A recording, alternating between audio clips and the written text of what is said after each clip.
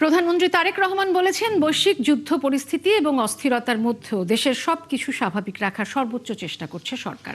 তাই জনগণকে বিচলিত না হয়ে বাহুল্য বর্জন করে মিতব্যয়ী হওয়ার আহ্বান জানিয়েছেন তিনি। বিকেলে রাজধানীর ওসমানী স্মৃতি মিলনায়তনে স্বাধীনতা পুরস্কার প্রদান অনুষ্ঠানে প্রধানমন্ত্রী জানান, প্রত্যাশিত স্বনির্ভর সমৃদ্ধ বাংলাদেশ গড়তে হলে প্রতিশোধ প্রতিহিংসা থেকে বেরিয়ে আসতে হবে। আরও জানাচ্ছেন শফিকুল হক।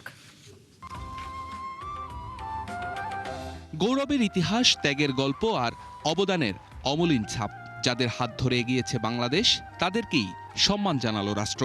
দেশের সর্বোচ্চ বেসামরিক সম্মাননা স্বাধীনতা পুরস্কারে সম্মানিত হলেন 15 গুণী ব্যক্তি ও 5 প্রতিষ্ঠান।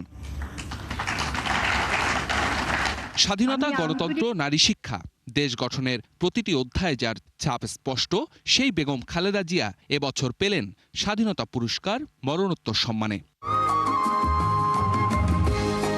রাজধানীর ওসমানী স্মৃতি মিলনায়তনে সম্মান আর শ্রদ্ধার এক অনন্য আয়োজনে পদক তুলে দেন প্রধানমন্ত্রী তারেক রহমান।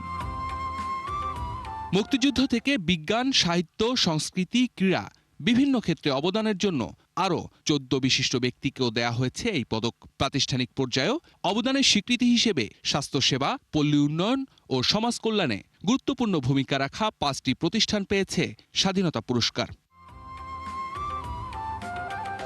অনুষ্ঠানে সকল জাতীয় নেতার ভূমিকা এবং অবদানকে শ্রদ্ধা ও ভালোবাসায় স্মরণ করেন প্রধানমন্ত্রী। জানান, হীন দলীয় স্বার্থে তাদের ভূমিকাকে শ্রদ্ধার সঙ্গে স্মরণ করতে কার্পণ্য করলে ভবিষ্যতের ইতিহাস তা ক্ষমা করবে না। আমি বিশ্বাস করি, ঐতিহাসিক সত্য মেনে নিতে দ্বিধাচিত্তে থাকা হীনমন্যতার পরিচয়।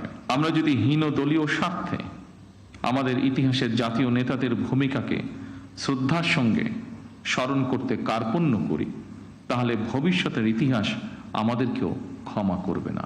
স্বাধীনতার এত বছর পরও প্রাপ্তির পাশাপাশি অপ্রাপ্তিও কম নয়। সরকার প্রধান বলেন, প্রত্যাশিত স্বনির্ভর সমৃদ্ধ বাংলাদেশ গড়তে হলে প্রতিশোধ, প্রতিহিংসা কিংবা অযথা বিতর্ক নয়।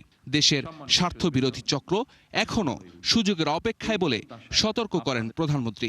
আমাদের পথ মত ভিন্ন হতে পারে, আমাদের মধ্যে বিভিন্ন ইস্যুতে বিতর্ক বিরোধ থাকতে পারে, তবে আমাদের মধ্যেকার বিতর্ক বিরোধ যেন শত্রুতায় রূপ না নেয়। অবশ্যই সে ব্যাপারে আমাদের সবাইকে অত্যন্ত সতর্ক থাকা জরুরি, কারণ বাংলাদেশের স্বার্থ বিরোধী চক্র এখনো সুযোগের অপেক্ষায় রয়েছে।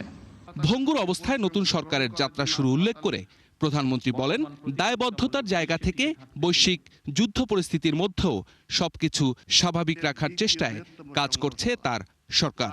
বিশ্বের সকল দেশে তেল ডিজেলের দাম বাড়ানো হলেও আমরা জনদুর্ভোগের কথা বিবেচনা করে এখন পর্যন্ত এই সিদ্ধান্তটি নেইনি।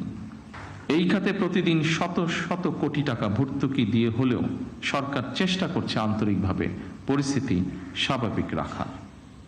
জনগণের সুবিধা নিশ্চিত রাখতে সরকার সম্ভব সকল প্রকার প্রচেষ্টা অব্যাহত রেখেছে। বিচলিত না হয়ে বরং রাষ্ট্রীয় আচার অনুষ্ঠানে বাহুল্যের বর্জন, এমনকি পারিবারিক পর্যায়েও অমিতব্যয়িতা পরিহার করতে সবার প্রতি আহ্বান জানান প্রধানমন্ত্রী তারেক রহমান। আমি আশ্বস্ত করতে চাই, জনগণের বিচলিত হওয়ার কোনো কারণ নেই। শফিকুল হক, ৭১, ঢাকা। বর্তমান